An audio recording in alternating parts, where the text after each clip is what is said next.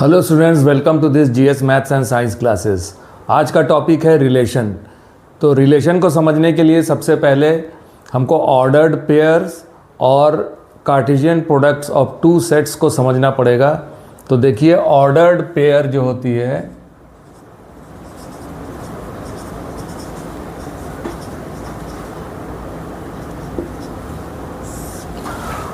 Ordered pairs में किसी दो element suppose A and B को अगर हम एक ब्रैकेट के अंदर पहले ए को लिखते हैं, फिर उसके बीच में कॉमा लगा करके फिर एलिमेंट बी को लिखते हैं इस ब्रैकेट के अंदर, तो इस तरीके के एक्सप्रेशन को ऑर्डर्ड पेयर कहा जाता है।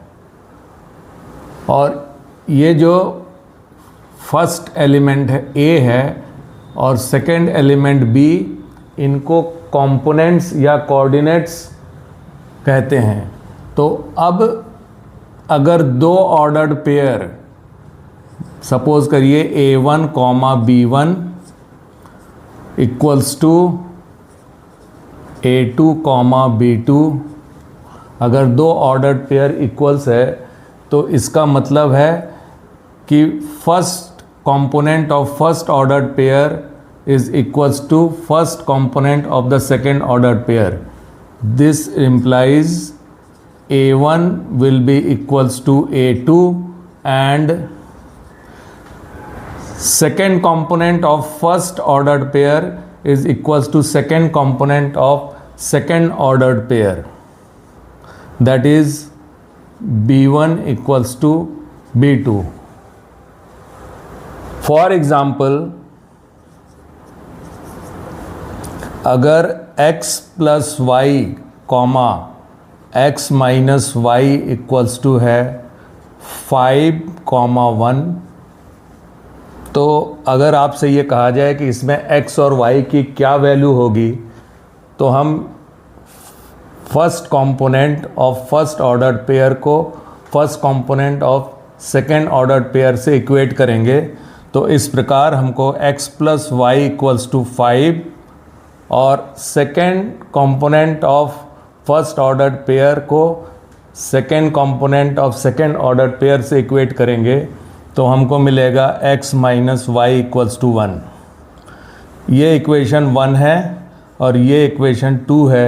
अगर हम इन दोनों इक्वेशन को सॉल्व करते हैं तो सॉल्व करने के लिए हम 1 प्लस 2 करेंगे तो हमको मिलेगा 2x प्लस वाई और माइनस वाई कैंसिल आउट हो जाएगा, x प्लस एक्स 2x और राइट साइड में 5 प्लस 1 6 हो जाएगा। तो हमको x की वैल्यू मिलेगी 6/2 इज इक्वल्स टू 3। अब x इक्वल्स टू 3 को अगर हम इक्वेशन नंबर 1 में सब्सटीट्यूट करें तो 3 प्लस वाई इक्वल्स टू 5 और y equals to 5 minus 3 equals to 2। तो therefore x equals to 3 and y equals to 2। तो x और y की वैल्यू x इक्वल्स टू 3 मिलेगा और y इक्वल्स टू 2 मिलेगा। अब इसके बाद नेक्स्ट है कार्टेशियन प्रोडक्ट्स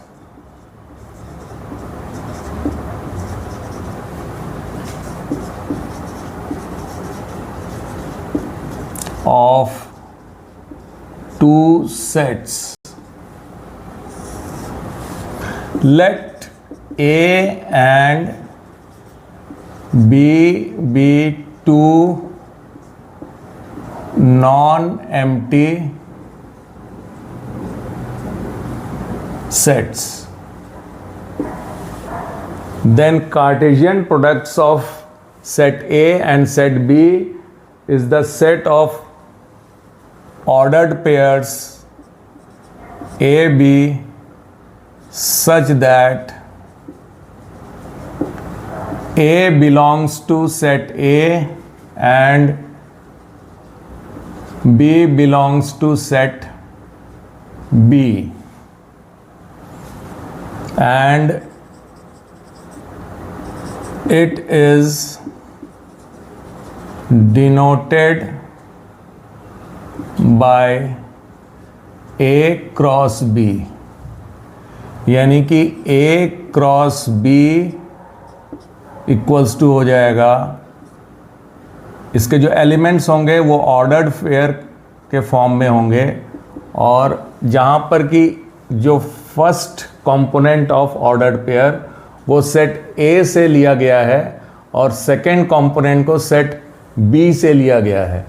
तो ए जो है वो एलिमेंट ऑफ सेट ए है एंड बी जो है वो एलिमेंट ऑफ सेट बी है।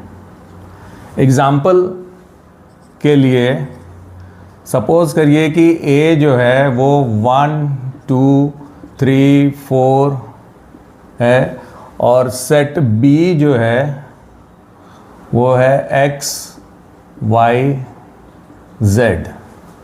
तो a क्रॉस b जो होगा 1 x 1 y and 1 z, 2 x 2 y and 2 z। फिर 3 x 3 y and 3 z and 4 x 4 y and 4 z। तो A क्रॉस B में इतने एलिमेंट्स होंगे। तो फर्स्ट एलिमेंट जो है वो सेट A से लिया गया है और जो सेकंड एलिमेंट है ऑर्डर पेयर का, जो जितने भी ऑर्डर पेयर है उसके जो सेकंड एलिमेंट्स है वो सेट B से लिया गया है। अब total number of elements in ordered pair A cross B जो होगा, that is cardinal number of A cross B is equals to number of elements in set A, that is cardinal number of set A, into number of elements in set B, that is cardinal number of B। तो इस example में जो number of elements है, देखिए set A में कितने elements हैं, 4 elements हैं और सेट B में 3 एलिमेंट्स हैं। तो टोटल नंबर कितना हुआ A क्रॉस B में 3 इंटू 4 इंटू 3 यानी कि 12 elements, that is cardinal number of A cross B। Number of element in set A is 4 and number of element set is 3। तो 4 into 3 equals to 12। तो यहाँ पर हम काउंट करके check कर लेते हैं, 1 2 3 4 5 6 7 8 9 10 11 एंड 12। सो यहाँ पर हमें 12 एलिमेंट्स मिलेगा। That is A cross B में टोटल नंबर ऑफ एलिमेंट्स जो होंगे वो number of elements in set A into number of element in set B, that is 4 into 3 which is equals to 12। अब अगर हम B क्रॉस A फाइंड करना चाहें, B cross A cartesian products of set B with set A equals to हो जाएगा। यहाँ पर अब ये ऑर्डर पेयर चेंज हो जाएगा। तो फर्स्ट एलिमेंट्स जो है वो सेट B से लेना पड़ेगा और सेकंड एलिमेंट जो है सेट A से लेना पड़ेगा। तो इस प्रकार ऑर्डर पेयर जो मिलेगा वो B comma A such that B belongs to set B and A belongs to set A। अब A cross B equals to अगर 5 है then either A equals to 5 और B इक्वल्स टू 5। यानी कि A cross B अगर empty set है तब या तो A एम्प्टी सेट होगा या फिर B एम्प्टी सेट होगा। अब आइए हम लोग आते हैं रिलेशन पर। तो let A and B be 2 non empty sets, then a relation R from set A to set B is the subset of A cross B। यानी कि हम लोगों ने जो A cross B find out किया है, इस A क्रॉस B के जो सबसेट होंगे वो सबसेट ही रिलेशन होगा from set A to set B। तो if R is a relation from set A to set B, then R is a subset of A cross B। अब domain of R, तो domain of R जो है वो set of all first components of the ordered pairs belonging to relation R। तो अब यहाँ पर देखिए, यहाँ पर A क्रॉस B लिया गया है। अब इस A क्रॉस B का अगर हम कोई सबसेट लें तो जो भी सबसेट होगा वो रिलेशन होगा। तो सपोज़ करिए कि एक रिलेशन हमने एक सबसेट लिया है यहाँ से, तो एक रिलेशन इस प्रकार होगा। सपोज़ करिए कि हमने 1x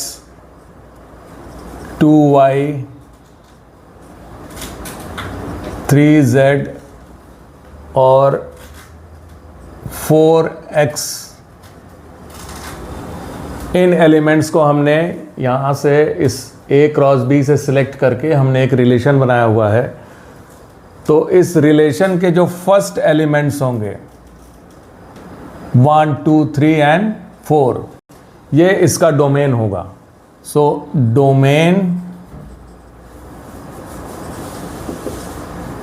of R will be set of first components of all ordered pairs, that is 1 2 3 and 4। यानी कि domain of R equals to A such that AB belongs to R।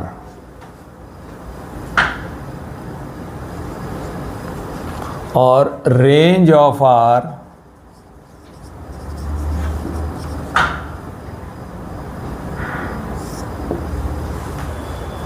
तो रेंज ऑफ R जो होगा that is the set of all second components of ordered pairs belonging to R।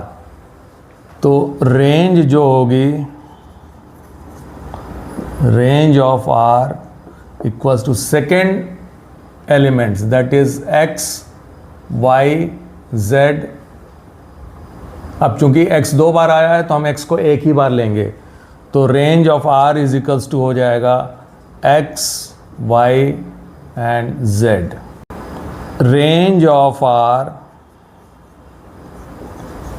equals to set of second elements of ordered pairs in R, that is B, such that A comma B belongs to R। अब inverse of a relation,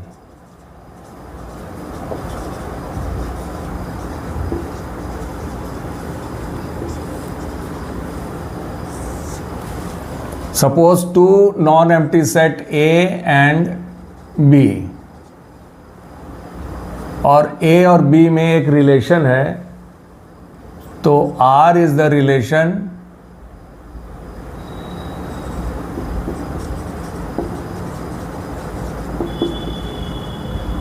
from set A to set B। यानी कि R is जो है वो subset होगा A cross B का। तो are inverse जो होगा, are inverse is the relation from set B to set A. It means R inverse जो होगा वो सबसेट होगा B क्रॉस A का,